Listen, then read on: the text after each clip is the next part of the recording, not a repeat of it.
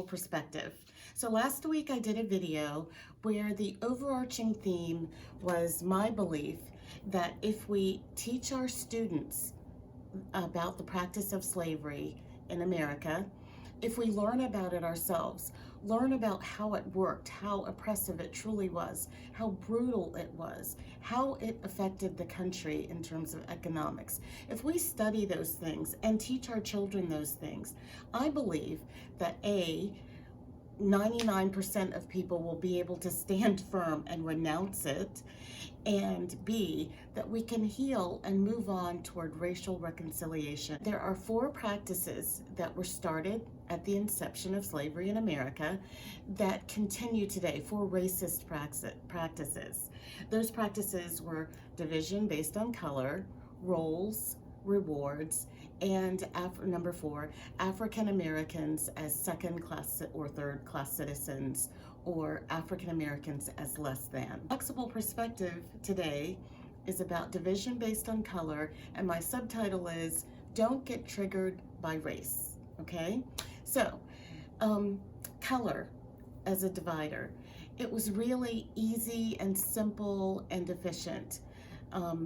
If you see a person walking down the street back in 1650, 1750, or 1850, and they were a person of color, a person of African descent, it was easy to say, oh, this person probably doesn't belong here. There were liberties that could be taken, and you could make the assumption that most of the time would be correct, that the person belonged to someone else.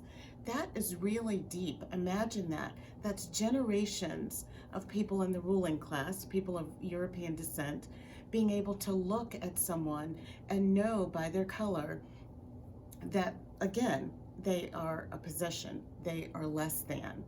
It's a big deal that when slavery ended, freedom did not start with, let's make a fresh, let's start over, let's reset and allow these people to be equal. That's not what happened. So we continued years and decades of the African American as perceived as less than. So many times a person in the ruling class, even after slavery, would see the person of African descent and feel distrust or sometimes hatred or feel superior or disdain. And let's look at the other side.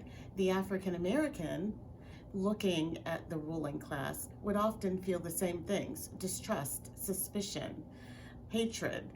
And those emotions, while things have gotten better, we've never had the national conversation where the origins of all those feelings are picked apart, and then again reconciliation or healing occurs.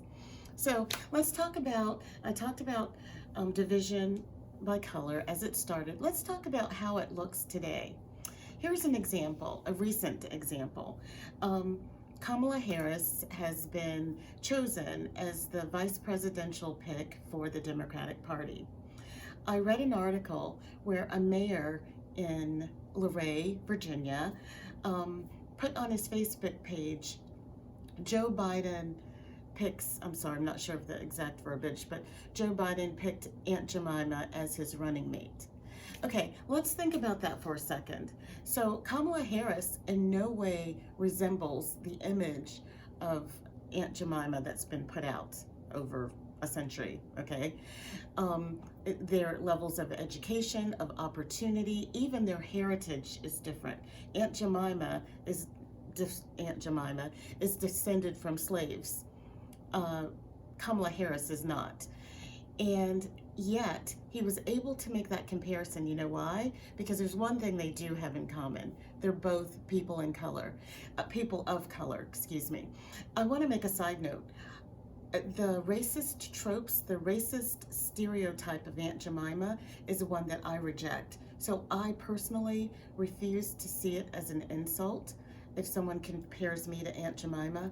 But on the other hand, I do know that this gentleman meant it as an insult, and so did the people who flocked to like the post. So again, he was triggered by color, and he knew the people reading his post would be triggered by color. It's irrational, and it still happens today.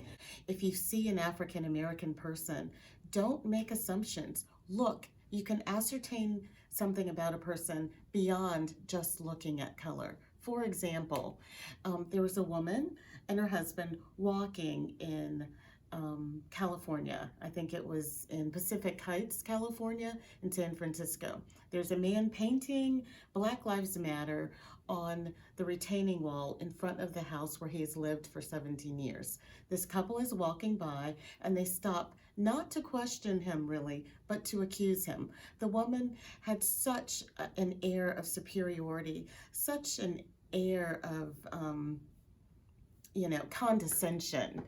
And here's the thing, she didn't question him. Okay, do you live here? Whatever. She assumed he didn't. She asked him if he knew it was wrong to deface personal property. She lied and said that she knows the person that lives there and owns the house. And here's the thing, she was triggered by color. You know how I know that? Because all the evidence pointed to the fact that the man belonged there. It was broad daylight. When she questioned him, he didn't run away. He didn't seem nervous. He seemed confident in the fact that he belonged there. He even said to her, hey, if you think I don't belong here, why don't you call the police? Who says that if they're really in a place where they don't belong? But here's the thing, she was so triggered by color. She was so certain of her position, her superior position, and his lesser position, that she was willing to call the police without doing any real due diligence to see if that was necessary. That happens a lot, we know that. I have one more example. It's Marjorie Greene. She's won the primary for running for representative in Georgia. She has said many offensive things regarding Black people, Jewish people, and Muslims that are incorrect, insensitive, and stupid. How about that? The thing about it, because people are triggered by color, she's able to run for public office. And the only thing I've read about her is her beliefs in regards to people of color. Nothing of substance in regard to how she would govern, how she would vote. But it seems that by and large, she's gotten, the nomination for her party based on racist tropes. And there's a point, 2020 should be that point, where that doesn't hold water anymore. Let's not be triggered by color. Let's look at people as individuals based on what we know about the person, based on what the person says, what the person thinks, not just how they look. That is Flexible Perspective for today. Thank you. Let me know what you think. Do you think that people are still, by and large, triggered by color? And do you think that it's something that will be relatively easy to stop if we just think about it and decide to stop it? Let me know what you think. Thanks.